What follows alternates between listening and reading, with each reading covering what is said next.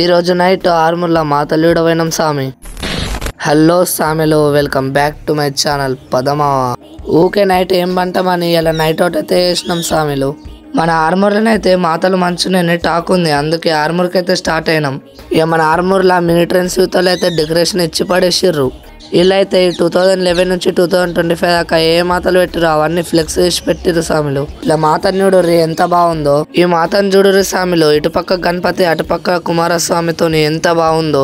ఇక చాలా మాతల దగ్గరనైతే దాండి ఆడుతురు సామిలు. వాళ్ళని చూస్తూ ఉంటే అక్కడ నుంచి జరగబుద్ధి కాలే.